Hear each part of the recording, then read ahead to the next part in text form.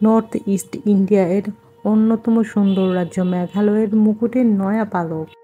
মেঘালয়ের অনন্য সৌন্দর্যের টানে যারা এখানে ঘুরতে আসেন তাদের দেখার তালিকা অবশ্যই থাকে এই লিভিং রুট ব্রিজ। এবার সেই পর্যটনস্থলী ইউনেস্কোর ওয়ার্ল্ড হেরিটেজ স্টেট এ মেঘালয়ের লিভিং রুট ব্রিজ এবার জায়গা পেতে চলেছে ইউনেস্কোর ওয়ার্ল্ড হেরিটেজ স্টেটে। মেঘালয়ের নানা জায়গায় আছে এই ধরনের রুট ব্রিজ।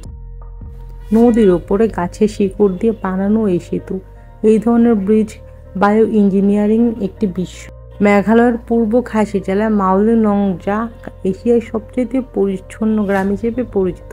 তার পাশ দিয়ে বয়ে গিয়েছে রাজয়। এই নদীর ওপরই আছে একটি রুট ব্রিজ যা দেখতে আসেন দেশ বিদেশের অনেক পর্যটক। তবে শুধুমাত্র সেখানেই নয়, মেঘালয়ের অন্তত 70টি গ্রামে আছে এই ধরনের সেতু। এই রুট ব্রিজ সেখানকার আর্থসামাজিক ব্যবস্থায় নয়, একই সঙ্গে এলাকার লোকের সঙ্গে প্রকৃতির যে বোটানিক্যাল লিঙ্ক আছে সেটাও তুলে ধরে। আর এখন আমি রুট ব্রিজের উপর দিয়ে যাব।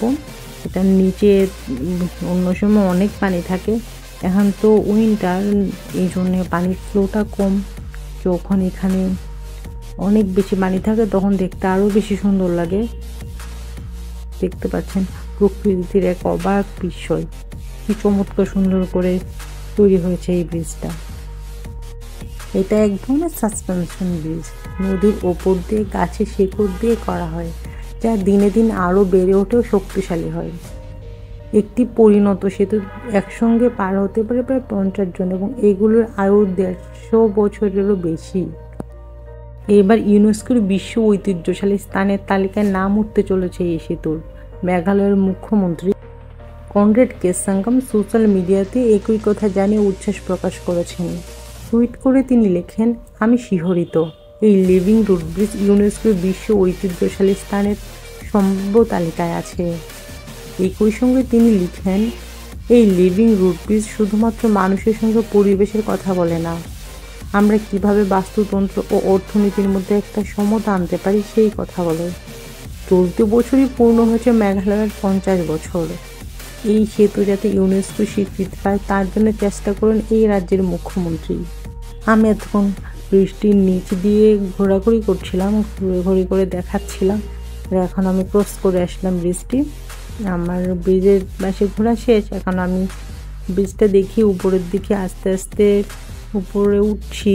আসলে দেখতে পাচ্ছেন এখানে পাথরগুলো একদমই নড়বড়ে, খুব সাবধানে উপরের দিকে উঠতে হয়। আর এলাকার লোকজন এই ধরনের সেতু তৈরি করে, এই জন্য দরকার হয় বিশেষ ট্রেনিং।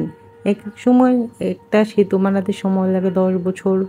কতদিন আগে এই ধরনের সেতু তৈরি শুরু হয় তা জানা যায় না। তবে journal of the Asiatic society of বেঙ্গলতে উল্লেখ করা হয়েছে 1844 সালেও চেরাপুঞ্জিতে দেখা গিয়েছে এমন সেতু।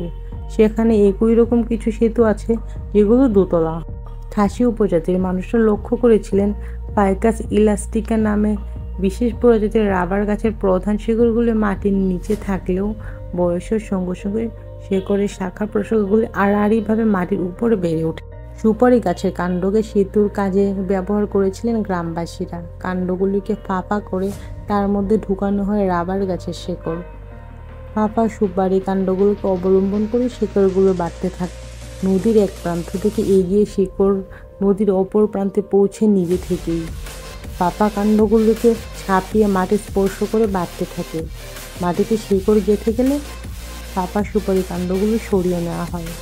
একাধিক শিকড় নদীর পাড়ে গেঁথে তৈরি হয় প্রাকৃতিক সেতু। শিকড়ের নতুন শাখার প্রশাখা দখল করে পুরনো ক্ষয়ে যাওয়া শিকড়ের অংশ, ফলে সেতু হয় আরও মজবুত। গোটা প্রক্রিয়াটি সম্পূর্ণ করতে প্রায় 20 বছর সময় নেয়।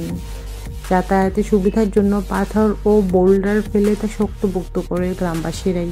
তবে মোটামুটিভাবে তৈরি হতে 10 বছর লাগে, কিন্তু একদম ফাইনালি তৈরি হতে এটা টাইম লাগে 15 থেকে 20 বছর। আর এই রাস্তা ধরে সামনের দিকে এগুলে পাশে বেশ কিছু দোকান দেখতে পারবেন, কারণ এইখান থেকে নিচে নামতে গেলে অনেক কষ্ট হয়, কারণ এটা অনেক খাড়া, পাথরগুলোও খুব নড়বড়ে উঁচু নিচু।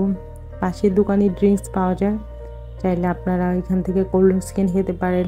বিভিন্ন রকম ফ্রুটসের জুসও পাওয়া যায়, যেমন আনারস, তারপর তরমুজ, পেঁপে, এগুলো আপনারা প্রসেস করে খেতে পারবেন বা বললে ইউজ করেও দিবে আপনাদেরকে।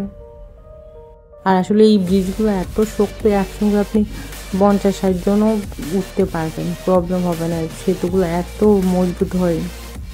আর এই সেতু একবার তৈরি হয়ে গেলে কয়েকশো বছরও নষ্ট হয় না, বন্যার জলও খুব একটা নষ্ট হয় না এই সেতুগুলোকে ঘিরে পর্যটকদের ভিড় আসলে দিন দিন বেড়েই চলেছে।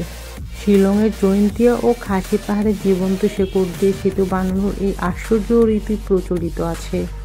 মাউলিলংয়ের সেতুটি বিখ্যাত হলেও মেঘালয়ের সুংপেডেং, নুংবালে, খোংলা, পাডু, পাইরুংশলা গ্রামসহ আরও কয়েকটি গ্রামে রয়েছে single decker living root bridge.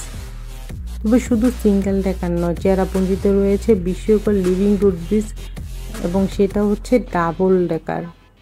এবং জৈব প্রযুক্তির এই সেতুটিও বহুল প্রচলিত। চেরাপুঞ্জির তেরনা গ্রাম থেকে 3 কিলোমিটার দূরে সিঁড়ি পথে 2400 ফুট নিচে নেমে পৌঁছাতে হবে উমশিয়া নদীর উপর তৈরি সেই বিস্ময়কর ডবল ডেকার সেতুতে। রাবার গাছের শেকড় পেঁচিয়ে এই সেতুটির সৃষ্টি। আজকে আমার লিভিং রুট ব্রিজ দেখানো মোটামুটি শেষ। এখন আমি উপর দিকে আস্তে আস্তে উঠে যাচ্ছি।